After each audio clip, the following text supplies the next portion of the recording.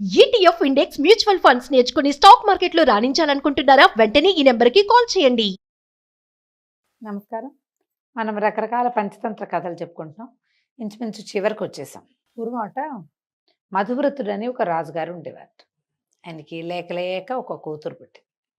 తీరా ఆ పిల్ల నుదుటి మీద ఒక కొమ్ముతో పుట్టింది. ఇక్కడ ఒక కొమ్ము వచ్చింది దానికి, చంటి పిల్లకి. మంత్రి గారు వచ్చి చెప్పాడు, మనకి అమ్మాయి పుట్టిందంటే సంతోషించారు, చాలా బాగుందన్నారు. అందరికీ నగలు నాణ్యాలు పంచిపెట్టారు. మూడో రోజున పురిట్లో పిల్లని చూడడానికి వెళ్ళేసరికి దాని మొహం మీద కొమ్ము ఉంది. రాజుగారు హడిలిపోయాడు, ఇది ఇట్టా ఉంది కొమ్ము, ఈ కొమ్ము ఉన్న పిల్లని ఏం చేయాలి? సరే ఏం చేయాలి అని ఆలోచించారు. పిల్లని చంపేద్దామా, ఎక్కడైనా వదిలేద్దామా, ఏం చేద్దాం అంటే మంత్రి గారు అన్నట్టు తొందరపడద్దండి, మనం ఎవరైనా పురోహితులను అడుగుదాం, ఏం చేయొచ్చో చూద్దాం అని చెప్పి కొంతమంది పురోహితుల్ని పిలిపించాడు. వాళ్ళందరూ అన్నారు, అయ్యో అయ్యో, ఆడపిల్ల మొహం మీద కొమ్ముతో పుడితే ఇంకేముంది, చాలా అనర్థం మహారాజా. ఈ పిల్ల ఉంటే మీకు తండ్రికి ఇబ్బందే, పెళ్ళైతే భర్తకి ఇబ్బందే. ఈ అమ్మాయి వల్ల అమ్మాయి మృత్యువుగా భావించాలి దీన్ని, దీనివల్ల అనర్థాలు జరుగుతాయి. ఇట్టా చెప్పారు. చెప్పాక ఏం చెయ్యాలి అంటే వాళ్ళు అన్నారు, అట కాదండి, పిల్లని ప్రస్తుతానికి గదిలో పెట్టి తాళం వేయండి, ఓ గదిలో ఉంచండి, అందరికీ చూపించద్దు, మీరు చూడొద్దు. పిల్లదారి పిల్లని ఉంటుంది, పెరుగుతూ ఉంటుంది. కొన్నాళ్ళక పెళ్ళిడు వచ్చాక ఎవరికైనా ఇచ్చి పెళ్లి చేసేద్దాం. పిల్లని తీసుకుని ఊరు వదిలిపెట్టి వెళ్ళిపోవాలి, మన దేశంలో ఉండకూడదు అని చేద్దాం. అప్పుడు మీకు శిశు హత్యాపాతం, పుత్రికా హత్యాపాతకం ఇలాంటివి చుట్టుకోవు. పిల్లని పెంచాం, పెళ్లి చేసాం, పంపించాం, మొగుడితో పంపించేస్తాం, ఎక్కడ పోతే అక్కడ పోతారు, ఇంతేనన్నారు. సరే రాజుగారు బాగా ఆలోచించుకుని ఈ పసిగుడ్డుని చంపటం ఎందుకులే, ఎటాగొట్టా పెరుగుతుందని ఓ ఇద్దరో నలుగురో చిలకత్తల్ని పెట్టి ఒక దాదుల్ని పెట్టి వేరే భవనంలో ఉంచి పెంచడం మొదలుపెట్టారు. పిల్లని గదిలో పెట్టి తలిపేసి ఉంచేవాళ్ళ, పిల్ల ఎప్పుడు బయటకు వచ్చేదే కాదు. కాస్త పెద్దదైంది, పిల్ల ఈడేరినాక ఊళ్ళో అనౌన్స్ చేశారు, రాజకుమార్తెని పెళ్లి చేసుకున్న వాళ్ళకి 1,00,000 వరహాలు బహుమానంగా ఇస్తాం, పెళ్లి చేసుకున్న యువకుడు రాజకుమార్తెను తీసుకుని ఊరు వదిలిపెట్టి పోవాలి హో అని ప్రకటన చేశారు. ఒకళ్ళు ఇద్దరు ఉత్సాహపడ్డారు. 1,00,000 వరహాలట రాజకుమార్తె అంటే నీ మొహంలా ఉంది, ఆ అమ్మాయి మొహం మీద కొమ్ముందిరా, ఆ కొమ్మే లేకపోతే వాళ్ళ నాన్న మనకెందుకు ఇస్తాడు, ఇంకో రాజకుమారుడికి ఇవ్వకపోయాడా, పైగా దీనిలాగా కట్నం కూడా 1,00,000 వరహాలు ఇస్తానంటున్నాడు, పిల్లని చేసుకుని చచ్చిపోతావు, ఇక్కడే ఆ పిల్ల ఉంటే రాజుగారు పోతాడని బయటికి పంపించేస్తున్నారు అని వారా వీర స్నేహితులు ఒకళ్ళిద్దరు ఉత్సాహవంతులైన యువకులు ఉత్సాహపడ్డా వాళ్ళని కాలు వేలు పుచ్చుకుని లాగేశారు కిందకి. ప్రకటనల మీద ప్రకటనలు వెళ్తున్నాయి కానీ ఎవడు పెళ్లి కొడుకే రాల. అయితే ఆ రాజ్యంలో ఒక గూనివాడు ఒక గుడ్డివాడు ఇద్దరు ఫ్రెండ్స్, ఏదో చిన్న పని చేసుకునేవారు. అప్పుడప్పుడు రోడ్డు మీద మాధుకర వృత్తి కూడా, మాధుకరం అంటే అడుక్కోవటమే వృత్తి కూడా చేసుకునేవాళ్ళు. గూనివాడు గుడ్డివాడు ఇద్దరు మాట్లాడుకున్నారు. గూనివాడు అన్నాడు, ఎంతో బాగుంటుంది రాజకుమార్తె, పాప మొహం మీద కొమ్ముంది, కానీ పెళ్లి చేసుకుంటే తిండికి లోటు ఉండదు అన్నాడు.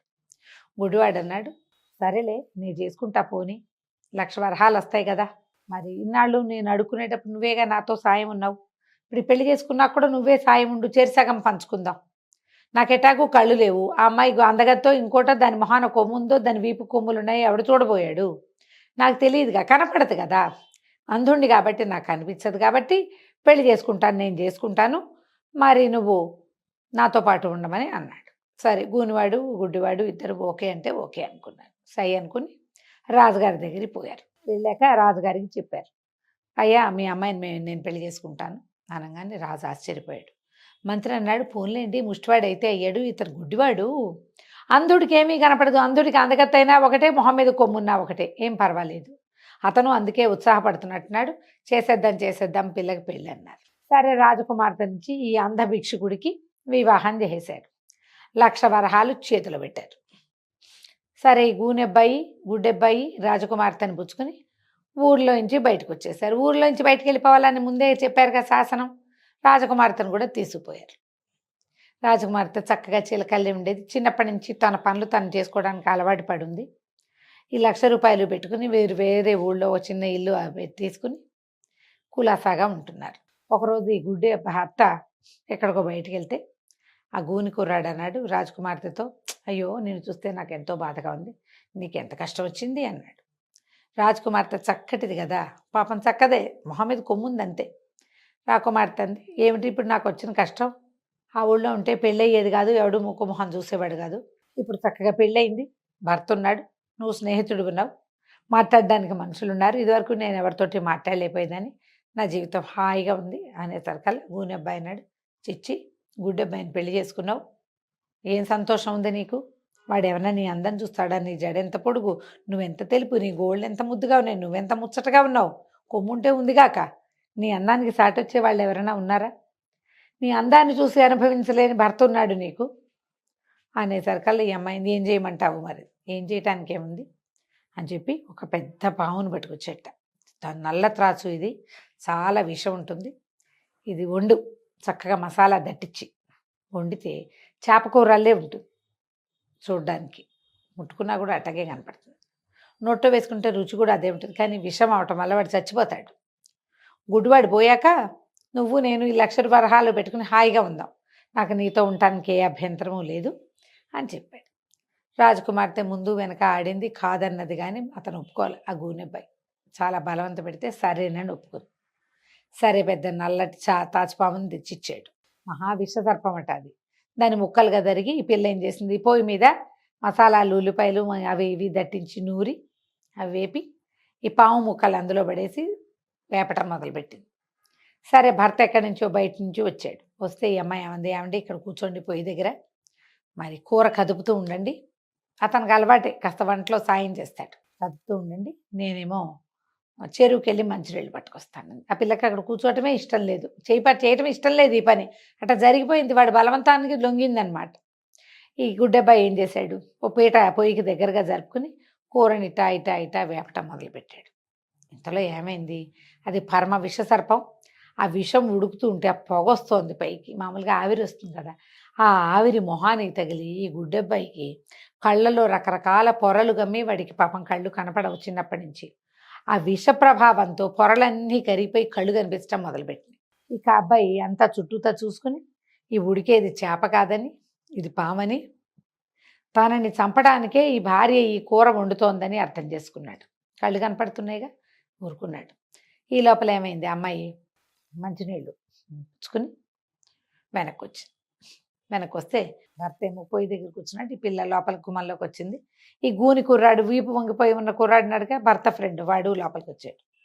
కూర చేసి పెట్టావా రాకుమారి పెట్టావా అన్నాడు. అనేసరికల్లా ఇంకా ఎక్కడ కూర ఎక్కడైంది, అదిగో అతనే పొయ్యి దగ్గర కూర్చుని కదుపుతున్నాడు చూడమని అనేసరికల్లా అప్పుడు ఈ గుడ్డిబాయికి ఏమర్థమైంది, ఓహో ఈ చేప అని చెప్పి ఈ మాంసాన్ని, ఈ పాము మాంసాన్ని తెచ్చిచ్చింది వీడనమాట.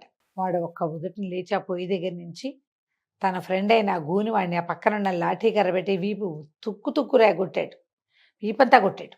దుర్మార్గుడా, నన్ను చంపాలని చూస్తావురా, పెళ్లి చేసుకుంది నేనైతే 50 వరహాలు నీకు ఇస్తానన్నాను, నిన్ను నాతోటే ఉంచుకున్నాను, రాకుమార్తెతో అన్నం వండించి పెడితే నీకు చివరికి నన్ను చంపాలని చూస్తావా అని ఆ వీపు మీద శతమోదేసరికల్లా ఆ గూనివాడికి కాస్త వీపు నువ్వు సాఫీ అయిపోయింది. అంతకుముందు ఇట్లా వంగిపోయి ఉండేవాడు, ఈ పడ్డ దెబ్బలకి ఇట్లా వంగుని వాడు ఇట్లా లేచి ఉంచున్నాడు. ఇంతలో యువరాణి అడ్డం వచ్చింది. రాకుమార్తె అయ్యో చచ్చిపోతాడండి, ఏమైనా అవుతాడు, క్షమించండి, వదిలేయండి అంటే ఈ పై గుడ్డపై గుళ్ళు మండిపోయింది.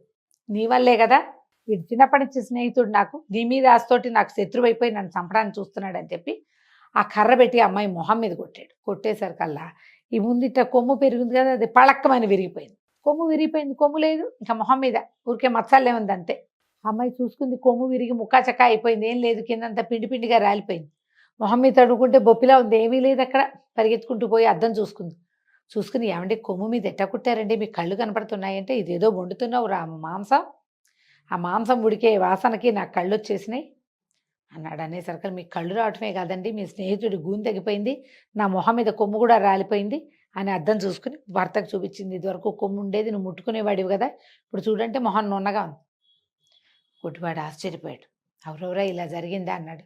రాజకుమార్తె పాదాలు పట్టుకుంది భర్తది. నేనేం కావాలని చేయలేదు, ఇతను నాకు అలాంటి ఆలోచన రేపెత్తిచ్చాడు, ఇంకెప్పుడు ఇట్లా చేయను, నీ కళ్ళు వస్తే నువ్వు నా భర్త కళ్ళు ఉంటే నాకు అంతకంటే ఏం కావాలి, ఇంకేం అక్కర్లేదు, ఈ 1,00,000 రూపాయలు పెట్టుకుని మనం హాయిగా ఉందాం, మీ స్నేహితుడు కూడా ఈ ఊళ్ళో గూని కూడా పోయింది కాబట్టి ఈ ఊళ్ళో ఎవరైనా పిల్లని చూసి పెళ్లి చేద్దాం, చేరుకో 50,000 పంచుకుని హాయిగా ఉందాం అని చెప్పి రాకుమార్తె పరిపరి విధాలుగా భర్తను బతిమలాడి కాళ్ళు పుచ్చుకున్నంత పనిచేసి ఒప్పించింది. ఈ లోపల గూని తగ్గిపోయిన గూని కుర్రాడు కూడా స్నేహితుడు కాళ్ళు పట్టుకుని అత్యాశకు పోయి ఈ పని చేశాను, ఇంకెప్పుడు ఇట ఆశపడను, నా వాటా నాకు పంచిచ్చేయి, పెళ్లి చేసుకుని నా జీవితాన్ని నేను బతుకుతానని అన్నాడు.